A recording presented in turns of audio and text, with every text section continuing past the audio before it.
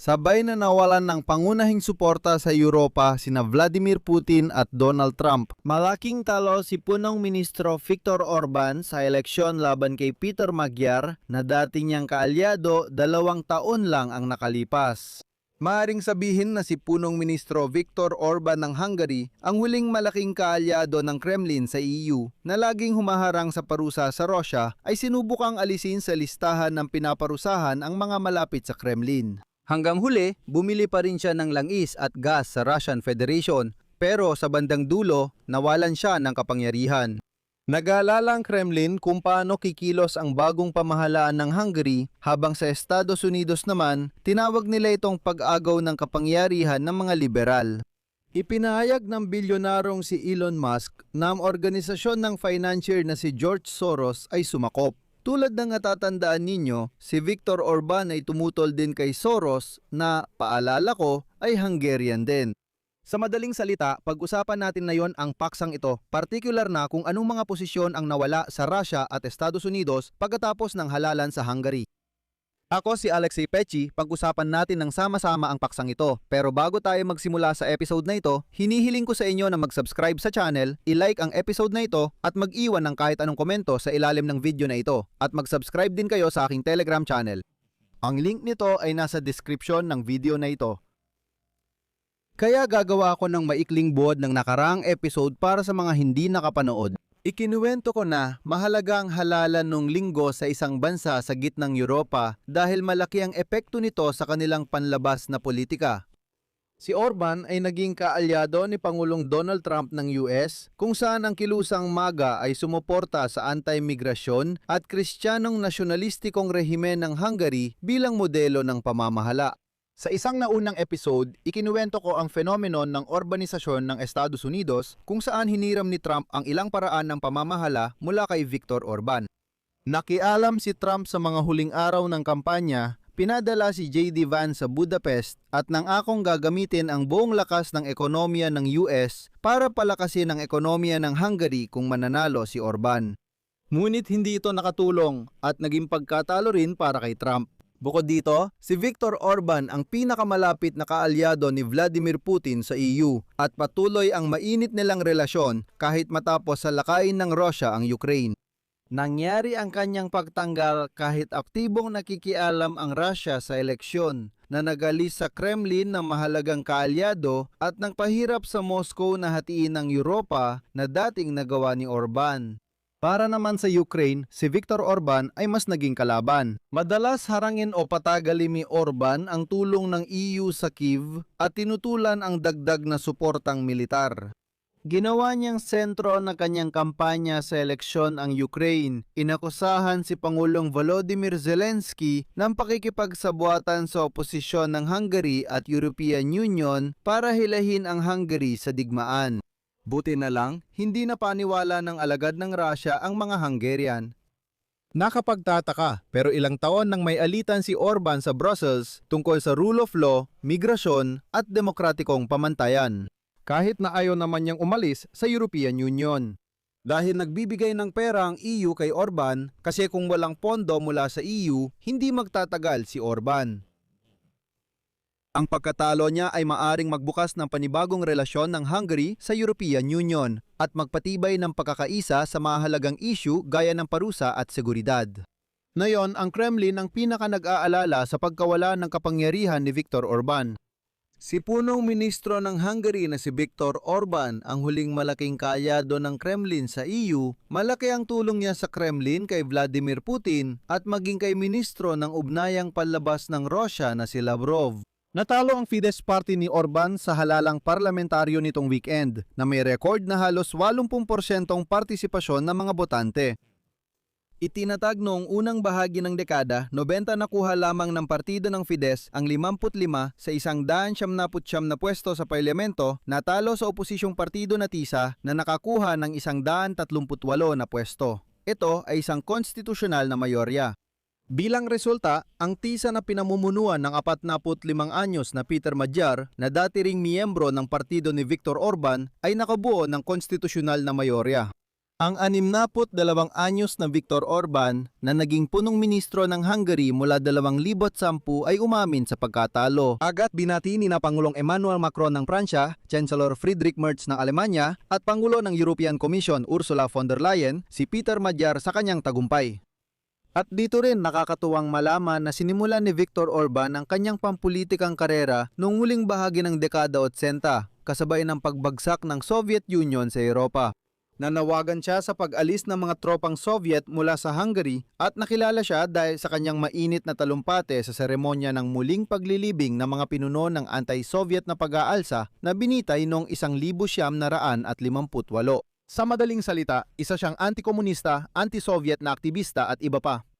Noong 1958 sa edad na 35 si Orban ang naging pinakabatang punong ministro sa kasaysayan ng Hungary. Pagkalipas ng 4 na taon, nawala siya sa kapangyarihan. Pero noong 2010, muli niyang pinamunuan ang gobyerno. At noon, si Orban ay isang lantad na liberal na anti-komunista. Pero sa kanyang ikalawang termino, mula 2010 ipinahayag ni Orban ang layunin na bumuo ng isang modelo na naiiba sa makabagong modelo ng Europa. Pinalakas niya ang papel ng simbahan sa estado, nagsulong ng mga limitasyon sa aborsyon at lumaban sa LGBT. Matapos ang pananalakay ng Russia, pinabagal at bineto ni Viktor Orban ang mga parusa laban sa Russia. Nagpatuloy siyang bumili ng langis at gas mula Russia, kabilang na sa pamamagitan ng pipeline na Druzhba na itinayo noong panahon ng Unyong Soviet. Ayon sa Financial Times, sinubukang tulungan ng Kremlin si Viktor Orban na manatili sa kapangyarihan. Kabilang sa iba pa, may plano para sa isang kampanya na naglalayong itaguyod sa social media ang imahe ni Viktor Orban bilang isang matatag na leader na may mga kaibigan. At gaya na nakita ninyo, mabilis na nabunyag ang buong network ng mga kaibigan ni Viktor Orban sa buong mundo. Hindi lang Kremlin ang hayagang sumuporta kay Orban, kundi pati sina Pangulong Donald Trump ng US, Pangulong Javier Milei ng Argentina, Punong Ministro Giorgia Meloni ng Italia, at Punong Ministro Benjamin Netanyahu ng Israel. Para suportahan si Orban, personal na bumisita sa Hungary bago ang eleksyon si US Vice Presidente J.D. Vance at nagpahayag ng paghanga. Kay Viktor Orban, na ayon sa kanya ay lumalaban para sa soberanya ng Hungary at nanghako pa siya ng gintong panahon sa relasyon ng Hungary at Estados Unidos sakaling manalo si Orban sa eleksyon. Kasama rin sa estratehiya ng Kremlin ang mga pag-atakeng pang-impormasyon laban sa pangunahing kalaban nitong partido TISA na pinamumunuan ni Petro Magyar. Nakakatuwa kasi magaling ang kampanya ni Magyar at nagulat ako. Lagi niyang nauunahan ang mga paninira at agad sinasabi kung ano ang susunod. Kung sakali, gawa ito ng Kremlin. Pagkatapos, ang paninira ay minsan hindi natutuloy o nangyayari, pero hindi na ito gaanong nakaapekto sa botante. Pero nauwi sa wala ang lahat. Mas kaunti ang boto ng Fidesz sa eleksyon kaysa sa ipinakita ng mga survey ilang linggo bago ang botohan.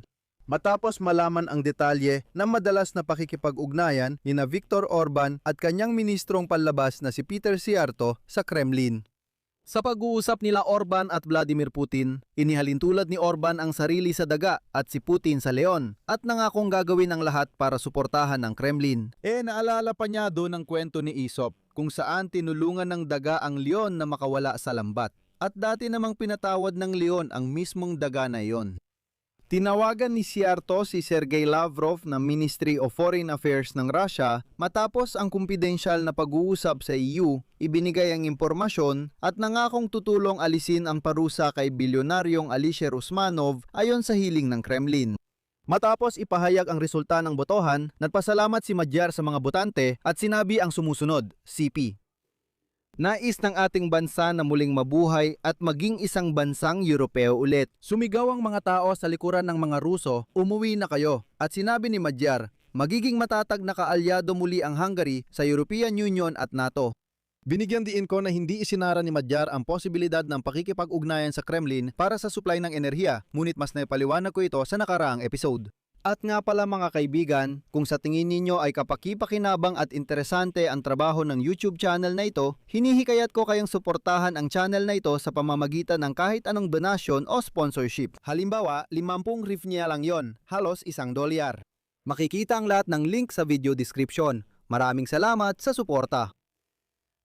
Moscow, nakakatuwang isipin, ay tila isinantabi na si Viktor Orban. Ayon kay Dmitry Peskov, tagapagsalita ng presidente ng Russia, umaasa kami na magpapatuloy ang aming pragmatikong ugnayan sa bagong pamunuan ng Hungary. Narinig namin ang sinabi ni Magyar tungkol sa kahandaang makipagdialogo. Kapakipakinabang ito para sa Moscow at Budapest. Interesado kami na magkaroon ng mabuting ugnayan sa Hungary tulad ng sa lahat ng bansa sa Europa. Alam naming sa mga bansang Europeo, sa ngayon, wala pang katumbas na pagtugon, pero bukas ang Rusya sa dialogo. Kagiliw-giliw na sa parehong panahon, medyo kakaiba ang naging reaksyon ng Estados Unidos sa pagkatalo ni Viktor Orban. Tahimik sina Donald Trump at J.D. Vance, walang komento, pero nagsalita si Elon Musk. Sinabi ng Amerikanong bilyonaryo na si Elon Musk na ang organisasyon ng financier na si George Soros ang umagaw sa kapangyarihan sa Hungary. Ipinost niya ito sa X bilang komento sa post ni Alexander, anak ni Soros, tungkol sa resulta ng halalan sa parlamento ng Hungary. Binanggit ni nakababatang Soros na nabawi ng mga mamamayan ng Hungary ang bansa matapos manalo ang oposisyong TISA. Gaya ng isinulat ni Alexander Soros. Ang matibay na pagtutol sa ugat na katiwalian at dayuhang panghihimasok ay natapos na ngayon. At ayon dito, pinili ng Hungary na huwag magkaroon ng ganong katiwalian at dayuhang panghihimasok. Gusto ko ring sabihin na si Viktor Orban ay laging tumututol kay George Soros. Isa sa mga kampanya bago ang eleksyon ay nakabatay pa nga dito na di umano'y si Soros ay sumusuhol sa ilang nakakatakot na liberal na dumarating at hindi lang sinusubukang alisin siya sa kapangyarihan kundi sirain mismo ang Hungary. Nakakatuwa ito, bago ang eleksyon, sinabi ng Kremlin sources na inihanda na ni Vladimir Putin ang sarili sa pagkatalo ni Viktor Orban. Di umano, sa mga kontroladong Russian media, napagpasyahan nilang ipakita ito bilang isang color revolution na isinagawa ng European Union. Pero sa totoo lang, hindi nagkatotoo ang inaasahan. Walang naganap na Maidan, walang revolusyon sa Hungary. Iniulat kay Putin na si Viktor Orban at grupo niya ang may kasalanan sa pagkatalo. Kahit suportado ng Russia, natalo pa rin sila. Ganyan talaga, si Viktor Orban ay bumalik sa kapangyarihan matapos ilang taon ng katahimikan. Sa ngayon, wala pang pagkakataon siya makabalik dahil nawala na ang kapangyarihan niya. Sabi nga, tingnan na lang natin. Dito ko muna tatapusin. Kung tingin nyo ay kapakipakinabang ang episode na ito, suportahan ninyo ang channel sa YouTube sa pamamagitan ng donasyon o pagiging sponsor. Sa baba ng video, pindutin ang I sponsor na button. Pwede rin sa paid subscription. Sa description ng video, maraming paraan para suportahan ang YouTube channel na ito. Piliin lang ang pinakakomportable para sa inyo. Magpapasalamat ako sa kahit anong suporta mula sa inyo. O kaya, iscan nyo na lang ang QR code ng nasa inyong mga screen. Madali rin itong paraan. Mag-subscribe kayo sa Telegram channel na Pechi News at syempre, huwag niyong kalimutang mag-subscribe din sa channel na ito sa YouTube. Yun lang po, ingatan ninyo ang inyong sarili. Paalam sa lahat.